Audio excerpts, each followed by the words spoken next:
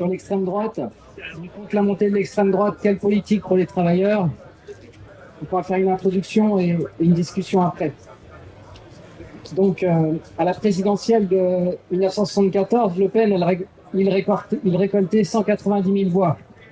10 ans plus tard, il dépassait les 2 millions d'électeurs. En 1995 et en 2002, Le Pen dépassait les 4,5 millions de voix et Marine Le Pen franchissait la barre des 8 millions d'électeurs aux dernières élections. Cette évolution électorale, elle est le fruit pourri de la crise du capitalisme. Donc il y a le chômage de masse, l'exploitation accrue, la multiplication des guerres, tous les reculs dans tous les domaines de la vie sociale. Mais cette évolution, elle résulte surtout de l'absence de perspective pour les travailleurs pour sortir du marasme dans lequel nous plonge le capitalisme. C'est-à-dire l'absence d'un parti communiste révolutionnaire qui est capable d'incarner une transformation révolutionnaire de la société. Historiquement, la base électorale de l'extrême droite, c'est les beaux quartiers, les nostalgiques des colonies, les catholiques intégristes. Jusque-là, c'était dans l'ordre des choses. Notre problème à nous, c'est que les travailleurs de plus en plus nombreux, ils mettent leur voix pour l'extrême droite, c'est-à-dire à ces ennemis du monde du travail. Pour le moment, ce ralliement d'une partie des travailleurs à l'extrême droite, c'est un phénomène électoral. L'électoralisme, c'est un piège qui a été tendu par la gauche pour attraper les voix des travailleurs.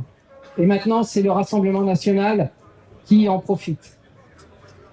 Mais si beaucoup de travailleurs se font avoir en votant pour cet ennemi qui est le Rassemblement national, ils ne sont pas encore embrigadés derrière lui.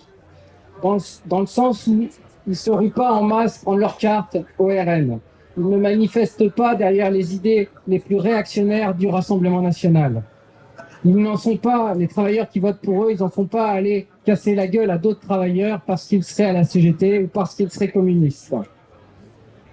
Tout cela, c'est pourtant dans l'ADN de l'extrême droite. Mais c'est pas là-dessus que les travailleurs leur donnent leur voix. Et c'est ce qui nous permet de pouvoir nous adresser à ces travailleurs. Et on a quelque chose à leur dire. Alors, les reniements des organisations qui se revendiquaient de la classe ouvrière, et tout particulièrement le PC, ils ont laissé un champ de ruines derrière eux.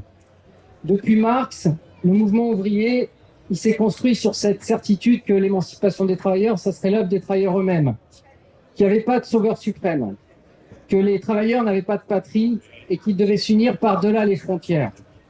La Première Internationale, elle défendait cette idée que les travailleurs étaient à la base de toute l'activité économique et sociale et que c'est ça qui leur donnait la force et la légitimité de contester le pouvoir à la bourgeoisie, de mettre en place un pouvoir ouvrier. Toutes ces idées, elles ont été portées par des militants ouvriers qui se donnaient pour but d'organiser la classe ouvrière en classe sociale, dans le but de révolutionner la société. En France, ces idées, elles ont été portées par des partis, le Parti socialiste et le Parti communiste. Mais pour des raisons différentes, les directions de ces deux partis ont renié la perspective de renverser la société capitaliste. Le PS en 1914, au moment de la guerre, par l'Union sacrée, et le PC dans les années 30, sous l'influence de Staline. Et c'est sur ces reniements successifs que s'est constituée la gauche en France. Cette gauche, elle prétendait, par les élections, dans le cadre de la société bourgeoise, changer la vie des travailleurs. Et c'est cette intégration du Parti communiste à la société bourgeoise qui a considérablement affaibli les forces militantes du PC, ces forces militantes qui organisaient le monde ouvrier à une grande échelle. Au lendemain de la Deuxième Guerre mondiale, le PC, c'était devenu le premier parti de France. Ce qui caractérise le PC, son caractère contradictoire, c'est que d'un côté, il y a l'idéal qu'il porte et qui est inscrit dans son nom, c'est-à-dire communiste, c'est-à-dire le combat pour une société sans exploitation. Et d'un autre côté, la politique que mènent les dirigeants du PC, à savoir leur volonté de s'intégrer à cette société capitaliste, d'avoir des élus, d'avoir des ministres, d'être un parti finalement comme les autres partis bourgeois. Et cet aspect contradictoire, ça a cependant fait du PC un parti pas comme les autres, parce qu'il s'est implanté dans la classe ouvrière comme aucun autre parti l'a fait et par sa présence militante. Partout où il existait des militants communistes, il y avait la perspective d'un changement de société, la possibilité de résister collectivement à l'exploitation, la conscience d'appartenir à la classe des travailleurs, c'est-à-dire ceux qui font tout tourner. Mais c'est derrière des idées bourgeoises que s'est construite cette implantation dans la classe ouvrière. Le réformisme, déjà, avec cette idée que les travailleurs, pour les travailleurs, il était possible de bien vivre dans cette société, d'obtenir ce qu'ils appellent des acquis sociaux sans renverser le capitalisme. Mais également, ce qui a marqué la politique du PC, c'est le nationalisme et le souverainisme.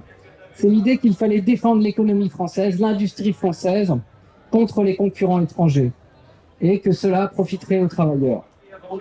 Le réformisme, ça a conduit à ce que le PC il acquiert quantité d'élus, des municipalités jusqu'à l'échelle nationale. Mais cela a d'autant désarmé les travailleurs, les militants et tous les travailleurs qui étaient influencés par le PC. Car laisser croire qu'il suffit de voter pour imposer un rapport de force aux capitalistes, c'est un mensonge. La crise économique qu'on connaît depuis 50 ans, elle a créé le chômage de masse dont on n'est jamais sorti. Et aucun scrutin, aucune élection n'a endigué cette évolution du chômage et de la misère à grande échelle. Par son nationalisme et son souverainisme, le PC il a substitué la lutte de classe, contre les capitalistes avec l'idée que l'État et les frontières ils pourraient protéger les travailleurs. Donc le PC a abandonné la lutte de classe pour s'aligner sur une soi-disant défense de la France. Mais dans une société divisée en classes sociales, défendre les intérêts de la France, c'est défendre les intérêts des capitalistes français. Et dans un capitalisme en crise, comme il est depuis 50 ans, c'est finalement accepter toutes les régressions qui l'accompagnent. Toutes ces idées qui étaient à l'opposé des idées communistes ont profondément désarmé les militants du PC, mais également de la CGT face aux attaques du patronat. Le déclin militant du PC et de la CGT, lors des années 80, ça date, mais ça illustre la profondeur de ce découragement chez ceux qui avaient cru justement à cette gauche. Alors que le PC était au gouvernement à partir de 81, avec les socialistes, les licenciements et le chômage de masse sont apparus. Mais la seule politique du PC a consisté à faire accepter tout ça à la population. Alors ce découragement, pour en avoir une idée, la CGT, elle comptait 2 millions d'adhérents en 1980, elle en avait perdu les 2/3 10 ans après. Et c'est en parallèle de ce découragement des militants ouvriers que s'est engouffré électoralement l'extrême droite. Le FN, il réalise ses premiers résultats électoraux importants dans ces années 80, en 83, à Dreux et dans une ville du Nord, à Grande-Synthe. Et depuis, le FN, il a fait que monter électoralement. L'affaiblissement, voire parfois la disparition des militants du PC et de la CGT dans les quartiers ouvriers, dans les entreprises, ça a laissé un vide. Même fortement teinté de réformisme et de nationalisme, ces militants, ils organisaient les travailleurs autour de l'idée qu'il fallait et qu'on pouvait se défendre collectivement face à l'exploitation. C'est dans ce vide que se sont engouffrés l'individualisme, le communautarisme et tout un tas de préjugés.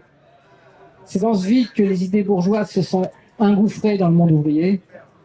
Le chacun pour soi, la concurrence, la loi de la jungle. Cela dans un contexte d'explosion du chômage et d'attaque du gouvernement, des gouvernements et du patronat pour faire régresser la condition ouvrière. C'est cet affaiblissement des forces militantes qui a organisé le monde ouvrier, qui a laissé le champ libre aux idées d'extrême droite et à tous les replis communautaires. Les trahisons des partis de gauche et l'électoralisme, ils ont atomisé le monde du travail. Ils ont laissé le champ libre à des idées et des forces politiques qui sont toujours plus hostiles au monde du travail. Alors c'est donc l'extrême droite qui s'est engouffrée dans ce vide, laissé par l'effondrement militant du PC. L'ascension de l'extrême droite, elle s'exprime sur le terrain électoral. Et son poids politique, à l'extrême droite, il se reflète dans les tendances de plus en plus autoritaires de l'appareil d'État.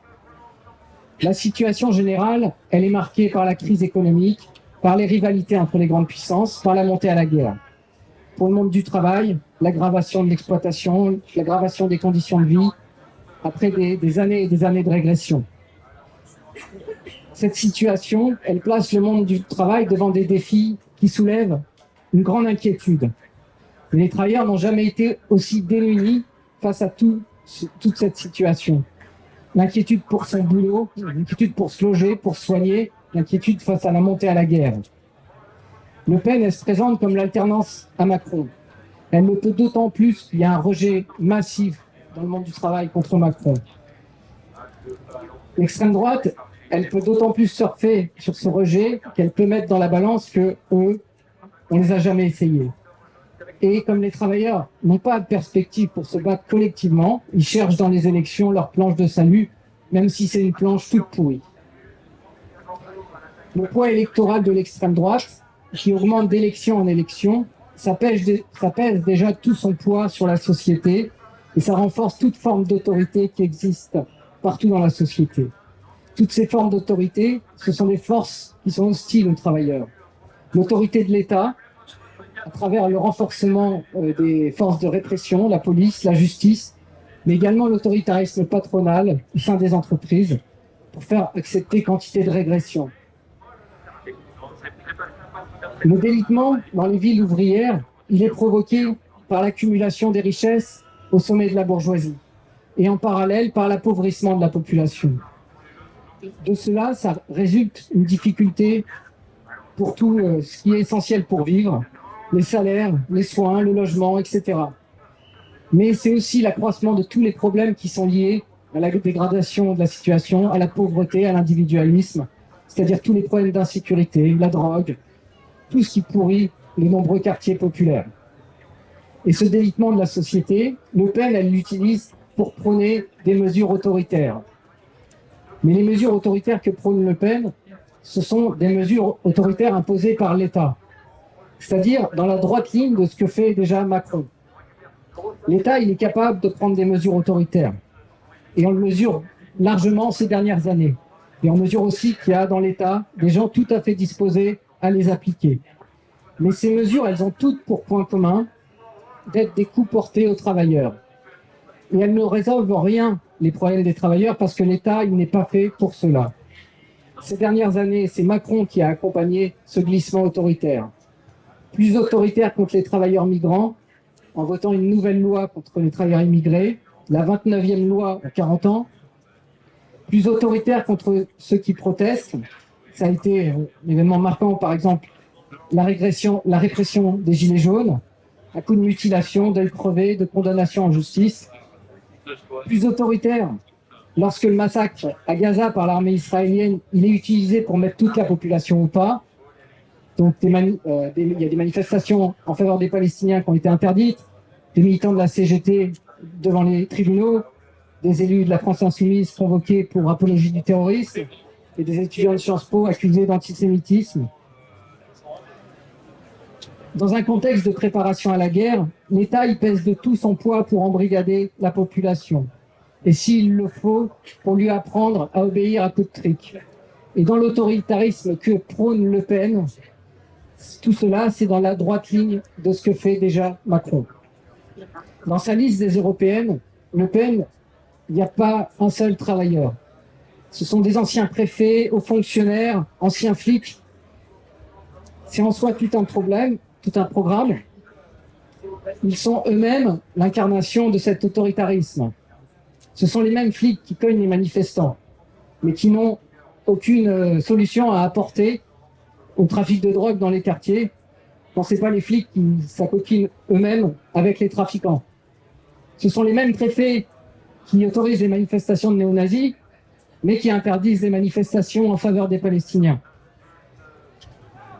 Ce sont ces hauts fonctionnaires qui gèrent l'État au service de la classe capitaliste, ceux qui, justement, à l'image des subventions énormes, de plus en plus énormes, qui arrosent le grand patronat. Et en parallèle de cela, Le Pen, elle cherche l'adoubement du grand patronat.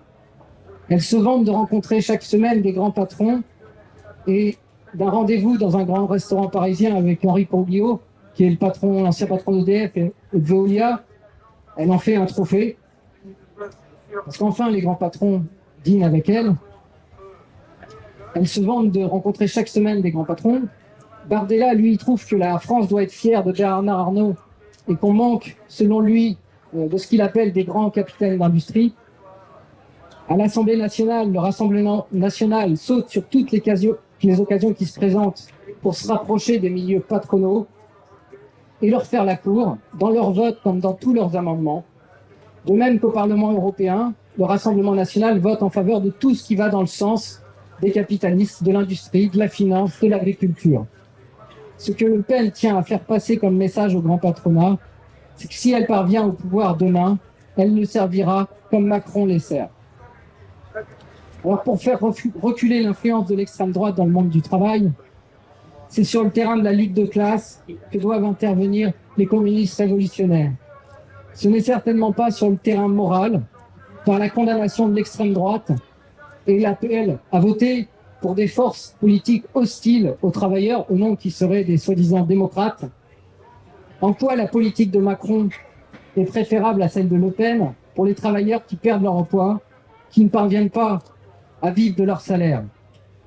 C'est sur le terrain de la lutte de classe que nous voulons parler aux travailleurs, sur le problème du chômage, des salaires, de la régression générale de nos conditions de vie. Il n'y aura pas d'autre solution que de se battre contre ceux qui en sont responsables, les capitalistes. Ceux qui s'enrichissent dans les mêmes proportions que les travailleurs s'appauvrissent. Les immenses profits du capital, les immenses fortunes de la grande bourgeoisie, tout ça, ça résulte du travail collectif de l'ensemble du monde du travail. Cet argent, c'est l'argent qu'il manque pour créer des emplois, pour les salaires, pour qu'il y ait des moyens, pour les logements, pour les moyens éducatifs, pour la culture, pour les quartiers, pour offrir à la jeunesse un autre avenir. Les tenants de la société bourgeoise, qu'ils soient macronistes ou lepénistes, ils n'ont que le mot ordre à la bouche et ils rivalisent sur ce terrain-là. Mais l'ordre qu'ils défendent en commun, c'est l'ordre bourgeois. Les milliards pour les sommets de la bourgeoisie et les coups de trick pour les classes populaires. L'ordre que doivent imposer les travailleurs, c'est que leurs intérêts essentiels, ça passe avant les parasites qui s'enrichissent du travail humain, qui s'enrichissent des guerres et du pillage du monde. Nous ne militons pas contre l'extrême droite. Nous militons contre le capitalisme qui entraîne toute la société, toute l'humanité dans un mur. L'extrême droite, c'est le fruit pourri d'un capitalisme en crise et surtout de l'absence de réponse politique du monde du travail. Ce que nous avons à dire aux travailleurs, c'est qu'il n'y aura pas de sauveur suprême. Le Pen, elle veut la place de Macron. Et si elle parvient au pouvoir, elle mènera une politique en faveur de la bourgeoisie et dans la continuité de ce que fait Macron, donc de manière de plus en plus autoritaire. Le pouvoir, il n'est pas dans la main de tel ou tel président, de tel ou tel élu. Il est dans la main du grand capital et de son État. Macron, il est haï des classes populaires et c'est son rôle. Le Pen, elle se positionne pour le remplacer, pour mener la même politique. Le problème pour les travailleurs, c'est de renverser le grand capital. La société, ce sont les travailleurs qui la font fonctionner d'un bout à l'autre.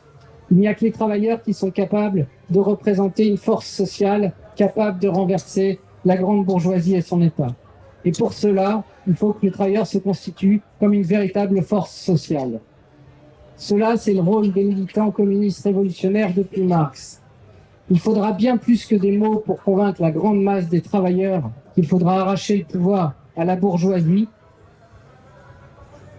Il faudra bien plus que ça, mais c'est la perspective que peut incarner un parti communiste révolutionnaire suffisamment implanté dans la classe ouvrière et dans le monde ouvrier. Les crises successives du capitalisme, qu'elles soient économiques, politiques ou militaires, elles nous donnent chaque jour davantage raison d'être communistes et à nous de défendre et de regrouper autour de ces idées communistes.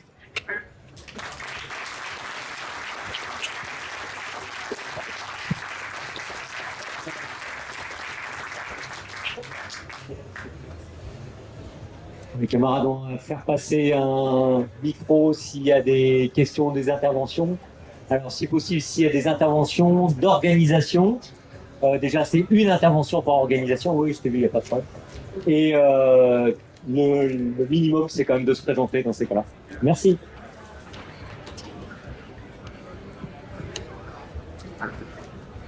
Je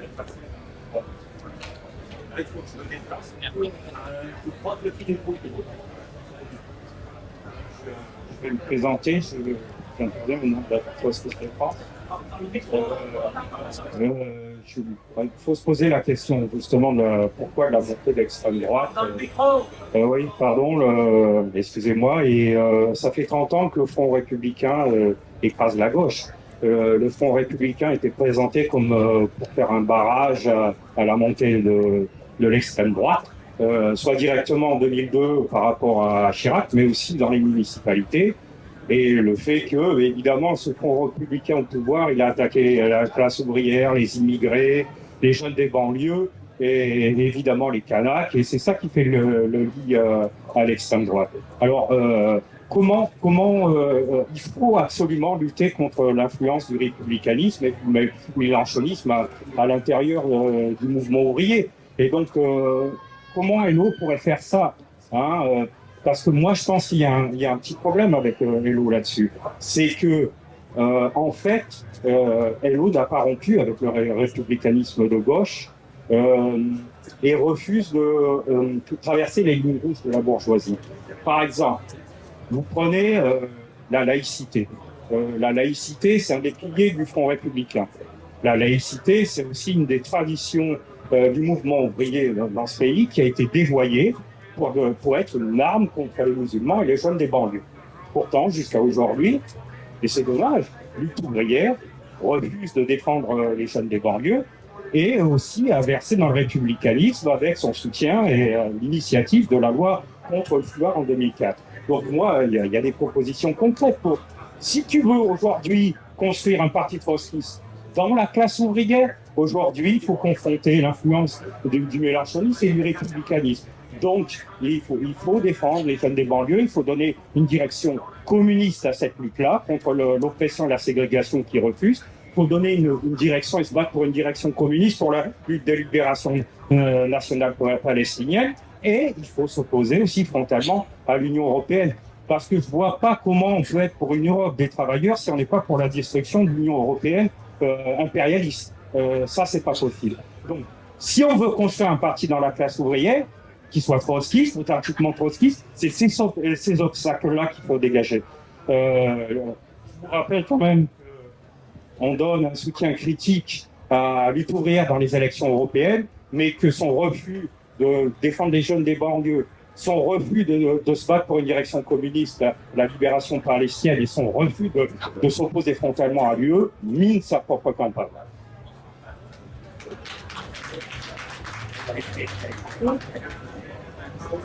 Oui, du coup, moi je bosse et ouais, je bosse et du coup, ce que tu décris comme l'individualisme, le communautarisme, la concurrence, tout ça, je le vis au taf du coup et je voulais un petit peu que tu illustres le côté que tu disais que dans les années 80, il y avait beaucoup plus de militants et à quoi ça ressemblait en fait du coup le fait qu'il y ait une influence de militants.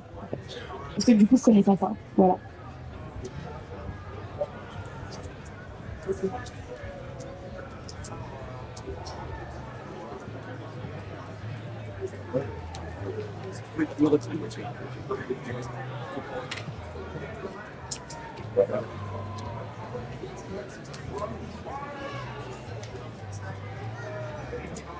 Bonjour, Nathalie de Haute-Savoie. J'aurais voulu savoir face quel tour là pour les européennes, mais quand il y a des élections de deuxième tour, quelle attitude adopter quand vous avez l'extrême droite au deuxième tour et en avance, hein. J'extrapole un peu, je ne sais pas quoi faire. C'est-à-dire, est-ce qu'on laisse... Moi, je veux pas voter, quoi. Je veux pas voter... je m'abstiens toujours au deuxième tour. Donc, je ne sais pas quoi faire. J'aurais aimé... moi, ma pensée à moi, c'est je m'abstiens toujours, même si un danger d'extrême droite. Je me dis, écoutez, ils verront ce que c'est, hein, ce qu'il leur faut une leçon aux gens. Ils verront ce que c'est, mais c'est peut-être pas la solution.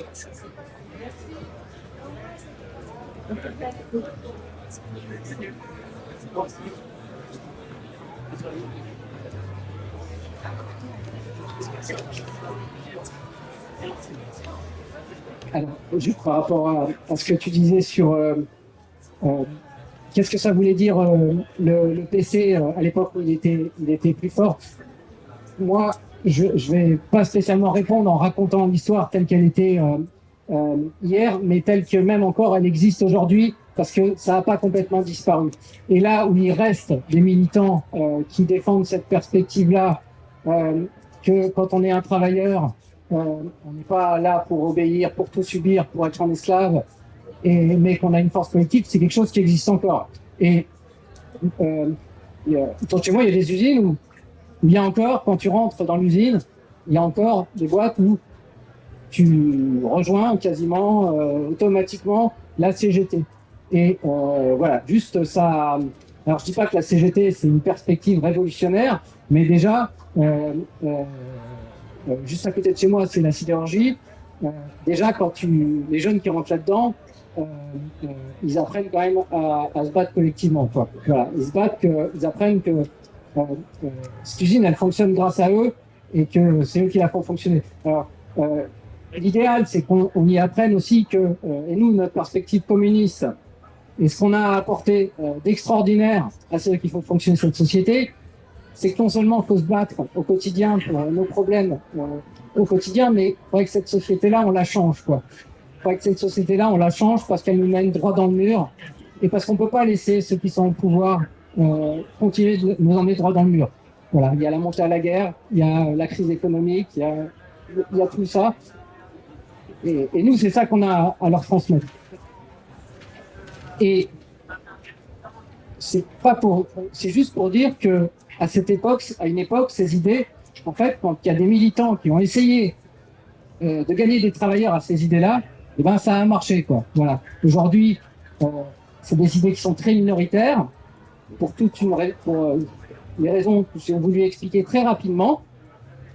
Mais voilà, à chaque fois que des militants révolutionnaires ont cherché à défendre cette perspective qu'on pouvait transformer radicalement cette société, eh ben ça a marché. Ça a marché, c'est-à-dire que ces idées, elles parlent aux travailleurs, quoi. Voilà, parce que c'est ce qu'il y a de plus radical. Donc, comme l'idée que il n'y a que nous qui pouvons inverser la société complètement. Voilà.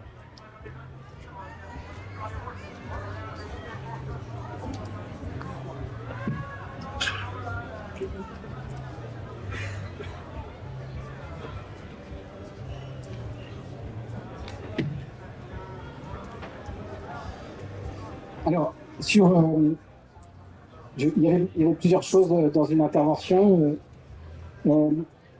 Par rapport à est-ce qu'on refuse de défendre les jeunes des banlieues?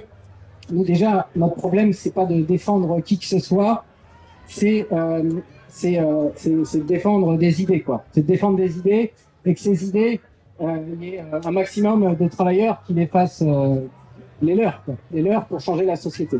Voilà. Après qu'il y ait des quartiers qui soient laissés à l'abandon, qu'il y ait des émeutes fréquemment, qu'il y ait quelque chose, ça c'est la responsabilité de l'État, parce qu'il laisse dans la merde toute une partie de la population. Voilà. En même temps qu'ils battent des records en 440, en même temps que la bourgeoisie s'enrichit considérablement, c'est toute une partie de la population qui s'appauvrit. Après, nous, on défend personne, on défend des idées. Voilà. Et ce qui manque beaucoup dans la société, c'est quand même ça, c'est quand même des idées, parce que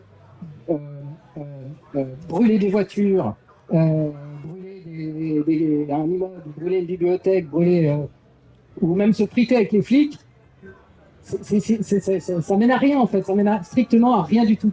Voilà, il y a rien d'idée là-dedans, il n'y a pas de programme, il y a pas, voilà, ça mène strictement à rien. Voilà. Et ces jeunes des banlieues, c'est quoi? C'est pas des jeunes, quoi. Enfin, on a l'impression que c'est des jeunes à part. C'est des jeunes qui sont travailleurs. En fait. C'est des jeunes déjà certains qui bossent peut-être déjà, mais qui demain bosseront en fait. Voilà. Et nous, ce qu'on a à leur dire, c'est que en tant que travailleurs, voilà, ils peuvent appartenir à quelque chose, quoi. Ils peuvent appartenir à ceux qui peuvent changer cette société. Mais ça, c'est pas juste envoyer des... En fait, c'est pas juste brûler des voitures, ça. C'est avoir des idées, avoir un programme pour se battre et pour changer la société. Je sais plus s'il y avait d'autres.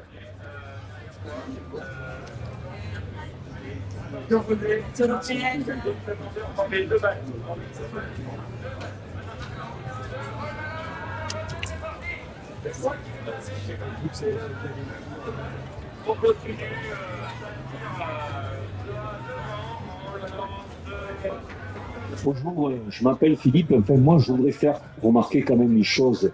C'est que dans les boîtes, dans certaines cités, mais les militants du RN, ils font le dos rond quand même. Même si on en connaît autour de nous qui affichent ces idées sans complexe, mais c'est aussi quelque chose qu'il faut voir. Bon, ils avancent à visage masqué. Et comme je le disais, dans des boîtes, dans des cités quand même, les militants du RN, ils font le dos rond. Voilà, moi, c'est quelque chose que je voulais souligner. Bon, il y aurait beaucoup de choses à dire. Moi, je viens d'un département.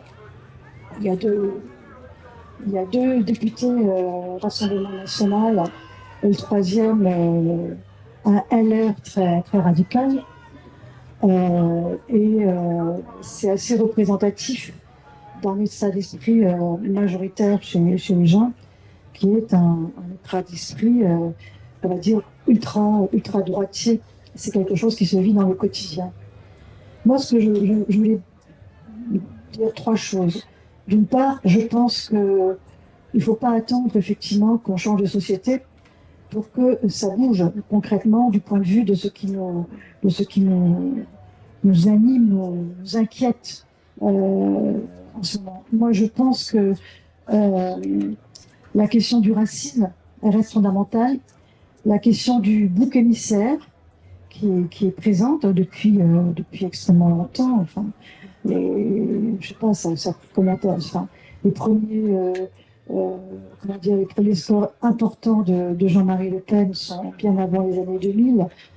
C'est quand même quelque chose qui anime encore profondément, qui se développe dans la tête des gens.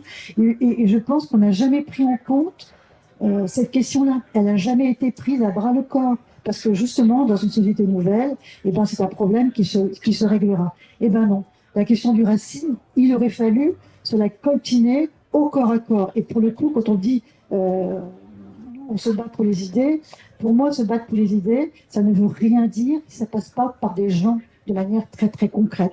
Moi, je ne milite que dans le concret, que dans le rapport avec les gens, concernant effectivement les victimes du racisme, en étant en alliance avec eux, que ce soit des jeunes des cités, parce que j'ai aussi habité Saint-Denis, et je sais ce que ça veut dire effectivement les jeunes des cités, soit avec les jeunes des cités, ou ailleurs, avec les réfugiés, voilà. La question première, c'est d'être en alliance avec eux. Avant de pouvoir effectivement changer et aller plus loin sur les perspectives politiques, il faut déjà être en alliance. Et je sais que c'est compliqué. Moi-même, dans les hôpitaux, je me souviens que quand j'intervenais sur les questions du racisme, à l'époque, dans les années 78, c'était le racisme en direction des Antillais. À la CGT, les gens ne voulaient pas en parler. C'était tabou, complètement tabou, déjà à l'époque. Et moi, je me souviens que j'allais toute seule faire signer les pétitions pour l'égalité des droits, pour le droit, effectivement, au congé bonifié, etc. Parce que c'était trop problématique pour les militants syndicaux de parler de ces questions-là dans les services. Et je pense que c'est toujours vrai aujourd'hui. C'est une question qui reste taboue, qui n'a jamais été prise à bras le corps, très concrètement, qui aujourd'hui dans les boîtes parle de la question du racisme, qui aujourd'hui dans les boîtes parle de la question et affronte ses collègues sur les questions migratoires. Je suis persuadée qu'il n'y a pas grand monde. Il n'y a pas grand monde. Et il y a une responsabilité, je dirais, de l'ensemble de la gauche sur ce terrain-là. Autant on a pu avancer sur certains aspects concernant les droits des femmes, sur les questions du racisme, on a été plus que nul. Ce qui fait que la question du bouc émissaire, via effectivement l'étranger qui vient d'arriver, elle se déploie là facilement avec des gens qui sont prêts à l'accueillir sans aucun état d'âme. Moi, je crois que le problème est profond, extrêmement profond. Moi, j'ai distribué des tracts sur un marché justement contre l'extrême droite. Je me suis fait agresser physiquement, quand même. Je me suis fait agresser physiquement. Il ne faut pas croire que c'est juste comme ça, quelque chose de passager, que c'est une peur passagère. Effectivement, les directions aujourd'hui font patte blanche, les directions du Rassemblement national, de manière opportuniste. Ils ont un langage lissé.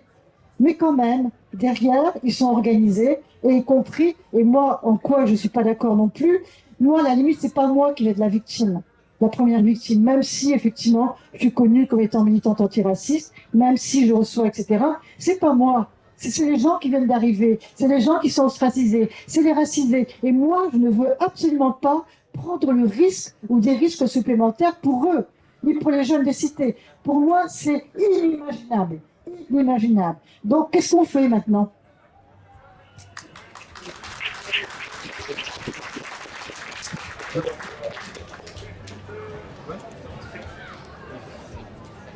Il est nécessaire, mais sinon, il n'y a pas de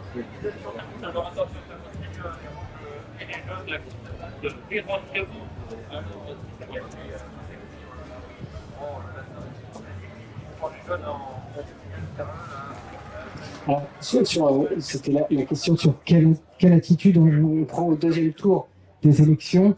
Je ne sais pas si vous faisiez référence aux élections précédentes, mais justement là où c'est... en fait, ce qui est marquant, c'est qu'il y en a qui ont, au nom de... Le Pen, c'est le pire du pire, donc on appelle à voter Macron. Puis 20 ans avant, c'était il y a Jean-Marie Le Pen, donc on appelle à voter Chirac. Et en même temps, ce qui est frappant, c'est que le piège qu'il y a dans tout ça, c'est que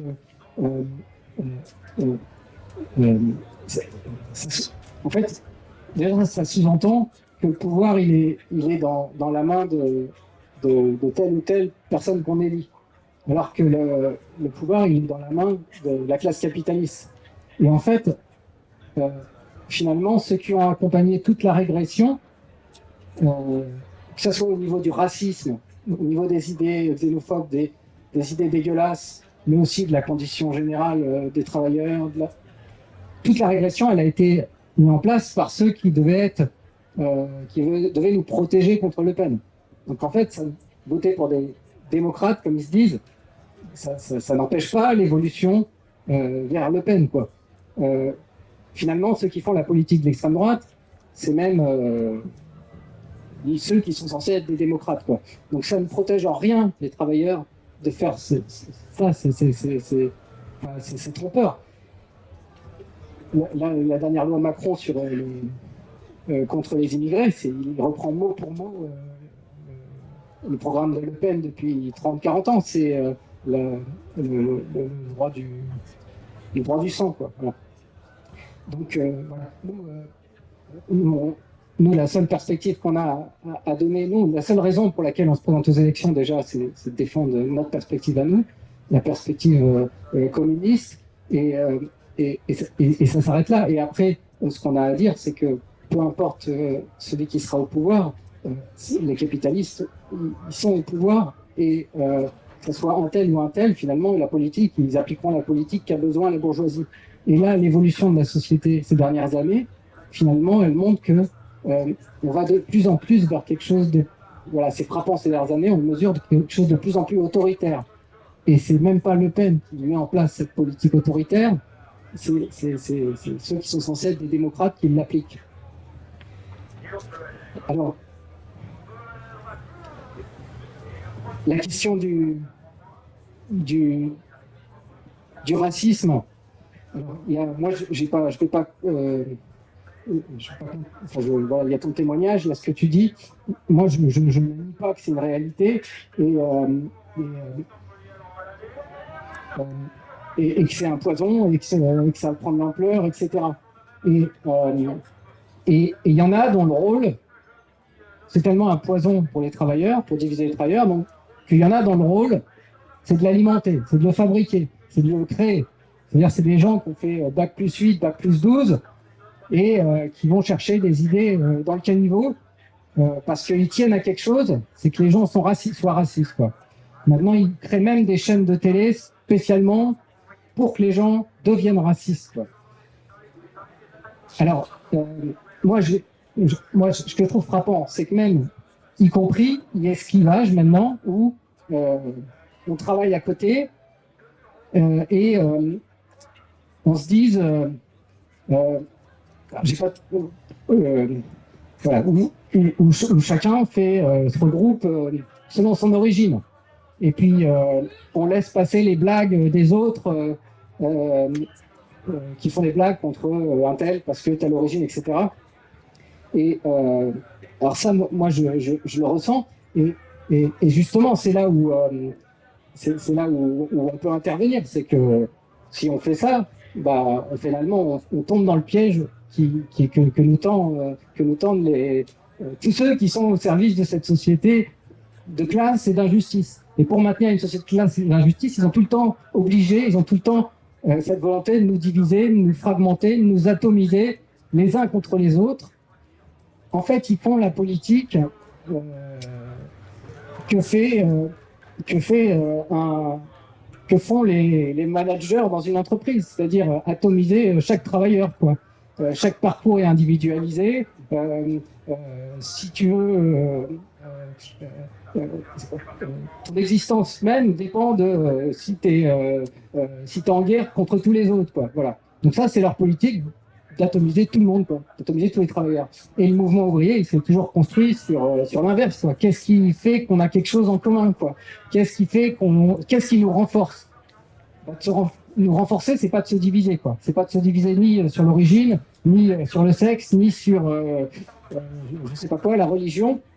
Mais justement, le mouvement ouvrier et le mouvement ouvrier communiste révolutionnaire, c'est d'aller dans tout ce qui va dans le sens de l'union du monde du travail, quoi. Voilà. Avec la perspective toujours de changer cette société. Je crois que j'ai répondu. Je sais pas.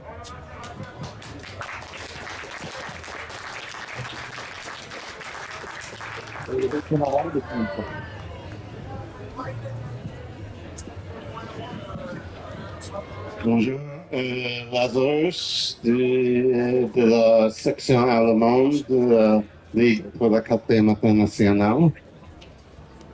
Nous avons, nous aussi, nos problèmes avec les fascistes et fascisants en Allemagne. Et je dis bien fascistes et fascisants parce que pour nous, l'extrême droite, ça veut dire pas grand-chose, c'est pas un terme marxiste. Nous parlons ici de fascistes et fascistes, partis fascistes et fascisants. OK. La force du Front National depuis Mitterrand et du RN après, la force, c'est les mesures et les campagnes anti-immigrés et anti-réfugiés de tous les gouvernements bourgeois depuis Mitterrand, incluant Mitterrand. C'est ça le point. Alors, nous voyons aujourd'hui que le parti fascisant en Allemagne, c'est la fer de lance. La fer de lance des mesures anti-palestiniennes et des mesures de répression en Allemagne. Et je soupçonne que c'est la même chose ici. Alors, si la force de ces partis, c'est des campagnes et des mesures anti-immigrés, etc., je dis, le slogan, le mot d'ordre, c'est bien connu, une attaque contre l'un, c'est une attaque contre tous. Ça veut dire, sans lutte contre les mesures anti-immigrés, contre les mesures anti-réfugiés, pas de lutte contre les mesures d'austérité, pas de lutte contre toutes les attaques capitalistes, sans unité de la classe ouvrière, pas de lutte de classe. Bon, je vais finir en disant, c'est la question de la guerre. Il ne faut pas ignorer la question de la guerre. Si on ne s'oppose pas à l'union sacrée, c'est une union sacrée de tous les partis réformistes, bourgeois et tutti quanti, Si on s'oppose pas à l'union sacrée anti-russe, anti-chinois, anti-arabe, etc., on ne va pas être, nous ne pouvons pas lutter contre la bourgeoisie ici.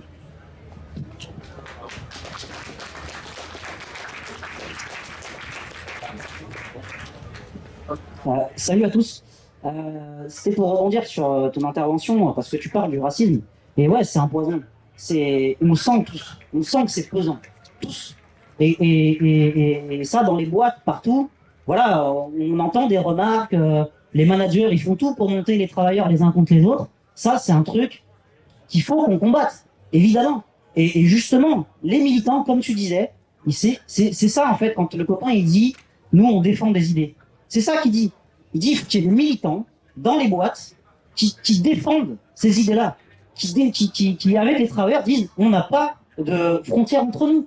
On doit s'unir, on doit se battre ensemble. C'est ça le message. Et c'est ça, en fait, qui manque, en fait, à la classe ouvrière. C'est ce qu'il disait, le copain, dans le topo. Le PC le faisait à un moment. Ça marche. On peut le faire. On peut se battre contre cette saloperie-là. C'est possible. Mais il faut un parti. Il faut un parti de travailleurs. C'est ça le plus important. C'est ce qui nous manque aujourd'hui. Voilà.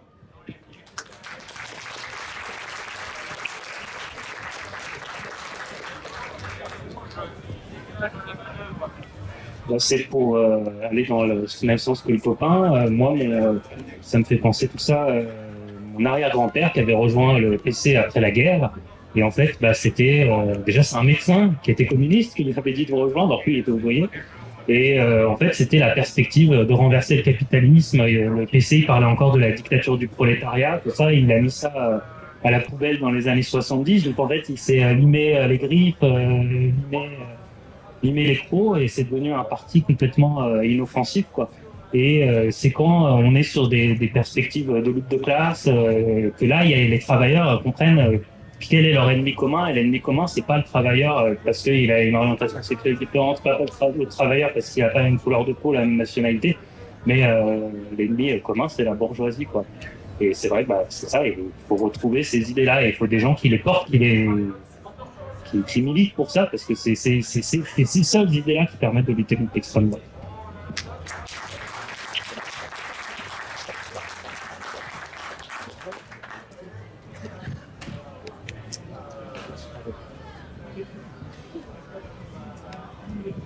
Bonjour. Donc là, on a beaucoup parlé des élections et potentiellement de mettre un parti révolutionnaire à la tête. Moi, ça me pose quand même quelques questions.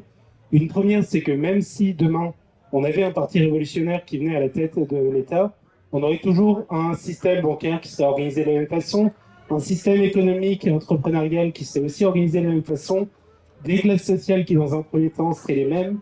Et donc, finalement, certes, on aurait un parti dans un pays qui serait différent, mais on n'aurait pas de changement de société en l'état. Et j'ai l'impression que sans changement médiatique non plus, sans changement vraiment d'organisation sociétale, c'est un petit peu une impasse aussi. Et donc ça pose effectivement la question de est-ce que oui ou non l'élection peut changer les choses. Et on s'est connu, je te disais en 86, si les élections changeaient quelque chose, ça fait longtemps que ça aurait été interdit. Donc passons là-dessus. Mais l'autre question que je me pose aussi, c'est si jamais ça ne passe pas par les voies des élections, par où ça peut passer? Éventuellement par le fait d'unir des gens autour de nous sur l'idée de changement de modèle de société, ou lutte des classes, ou de rupture, ou de révolution, peu importe comment on l'appelle, ça en vient au même phénomène. Le problème, c'est qu'aujourd'hui, en tout cas de mon expérience personnelle et qui est partagée, en tout cas avec les personnes autour de moi, quand on discute avec les gens et quand on parle de révolution ou de rupture, on a plutôt une opposition, on a plutôt une volonté des gens d'arriver vers des meilleures conditions de vie, vers un embourgeoisement, plus que vraiment de faire table rase et d'arriver vers une inversion, vers une absence de rapport de pouvoir et de rapport de domination. Et ça, c'est une impasse. Pour l'instant, là, cette perspective de rupture, elle est absente des esprits. Donc effectivement, on a un travail de fond à faire là-dessus et il est nécessaire. Mais j'ai pas l'impression que ça puisse être un changement immédiat pour l'instant et que cette rupture, elle va venir simplement d'une volonté populaire. Donc quand j'entends dans les banlieues, c'est juste des jeunes qui n'ont aucune idée, qui brûlent les voitures, moi ça me choque, parce qu'il faut s'intéresser à la raison pour laquelle les gens brûlent les voitures Et est-ce que les gens ont dans la tête quand ils font ça? Et il y a énormément d'idées qui émanent de ces quartiers populaires. Et il y a énormément, finalement, d'organisations également dans ces quartiers-là. Et je pense que c'est important de ne pas les prendre de haut et de ne pas les considérer sans idée, parce que vraiment, il y a beaucoup de choses à en tirer. Et donc, je pense que si ça doit se faire sur ce terrain, si ça doit se faire par le bas, on a cette nécessité de s'organiser. La question, c'est comment demain on s'organise pour faire progresser ces idées révolutionnaires au jour le jour, sur le terrain et de façon concrète avec chaque personne. Comment les amener à s'auto-organiser par la base et ensuite, finalement, plus que par un parti, par le haut, par le bas, à réussir à prendre tel et tel lieu de pouvoir, telle et telle entreprise, telle et telle banque, et ensuite à créer ce changement de société par le bas, tout en diffusant ces idées, malgré le fait que ce ne soit pas de base la première façon de penser des... Ta question sur il y avait beaucoup de choses, mais changer l'État, changer la société, les élections, est-ce que ça change la société? Regarde, même nous, notre campagne des élections européennes, est-ce que dans ce qu'on dit dans ces élections, il y a quelque chose d'électoral? C'est-à-dire, est-ce qu'il y a quelque chose de vote pour nous et tu auras quelque chose?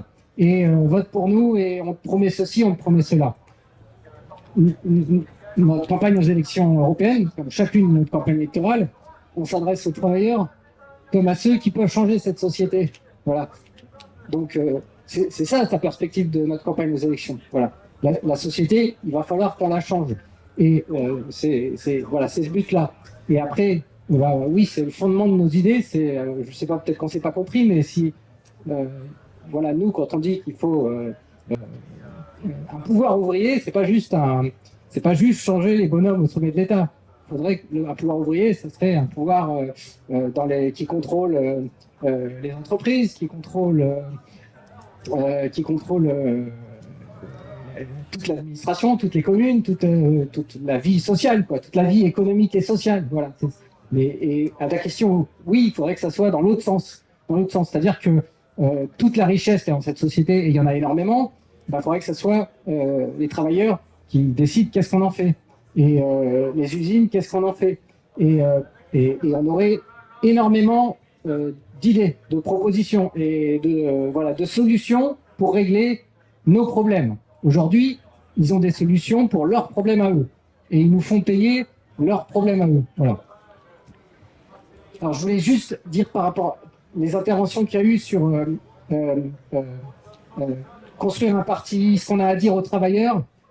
En fait, et puis sur la question aussi du racisme, ce qui est frappant, c'est que il y a du racisme dans la société, mais c'est même il n'y a pas que ça dans le vote Le Pen, quoi. C'est pas tous des racistes qui vont voter Le Pen, quoi. C'est ça qui est frappant et qui est un peu déroutant, c'est que autour de nous, partout, il y a des gens, même des fois très sympas et très bien et pas racistes du tout, qui vont faire ce geste-là pour mesurer le niveau où on en est arrivé, quoi. Mais j'ai presque envie de dire, je regrette pas non plus l'époque où ils votaient pour des socialistes, parce que c'était mieux. Non, c'était pas mieux, c'était des salauds. Donc voilà. Donc il y en a partout autour de nous. Et si vous écoutez même ce que dit Le Pen, ce que dit Bardella, même elle s'adresse aux travailleurs. Elle dit finalement ce que même Mélenchon ne dit pas. Il faut que les travailleurs ils puissent vivre de leur travail dignement. Il faut qu'ils puissent se loger dignement. Il faut qu'ils puissent vivre dignement. C'est-à-dire que même la gauche, ils ne le disent pas. C'est ça. Alors, c'est pas parce qu'elle le dit, évidemment, c'est une ordure, et c'est une milliardaire, et elle en a rien à foutre des gens. Elle veut juste leur voix pour arriver au pouvoir.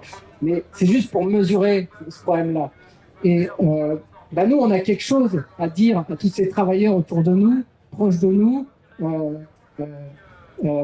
parce que la situation ces dernières années, elle nous met face à des problèmes quand même complètement nouveaux. La guerre, quand même, ça fait cogiter, quoi. Ils ont beau nous dire que il faut aller défendre la démocratie contre la Russie, sauf que ça se voit quand même que quand ils vont en Ukraine, c'est pour leurs intérêts économiques à eux. Ça se voit que c'est pour récupérer des terres, c'est pour la BNP, que c'est pour toutes les banques françaises, etc. Et puis il faut aider le peuple ukrainien, et puis Gaza, on les laisse se faire massacrer. Enfin bref, tout ça pour dire que toute cette situation qui est tragique, mine de rien, elle fait discuter chez les travailleurs qu'il y ait des records de profit au CAC 40 et que nous, on est en permanence sur la sellette par rapport à avoir un boulot, pouvoir se loger, pouvoir se soigner. Ça crée un problème. Bon, alors le problème, c'est que la perspective de se battre tous ensemble, nous les travailleurs, ça n'existe pas ou pas beaucoup. Voilà. Mais il n'y aura pas d'autre solution. Il n'y aura pas d'autre solution. Et c'est cette perspective-là que nous, on veut défendre à travers les élections. Mais on ne milite pas que pendant les élections, on milite toute l'année. Donc voilà. Et à tous ces travailleurs, même qui sont piégés par ce vote à l'extrême droite, on a quelque chose à dire. Et on a quelque chose de bien plus puissant à dire que ce que disent tous les politiciens. C'est-à-dire, parce qu'il y a un petit côté dans les élections, mine de rien, on cherche toujours une planche de salut, mais il y a un petit côté, on met un cierge, quoi. Bon, on espère que peut-être qu'elle, on l'a pas essayé. Nous, c'est plus compliqué ce qu'on propose. C'est de s'unir, c'est de se regrouper, c'est de réfléchir à ce qu'on est dans la société et de la changer, quoi. Mais ça, c'est bien plus puissant comme idée. Voilà.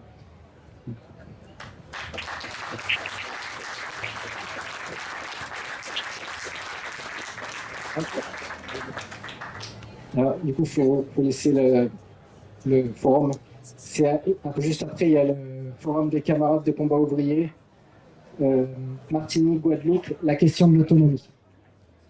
Bonne fête.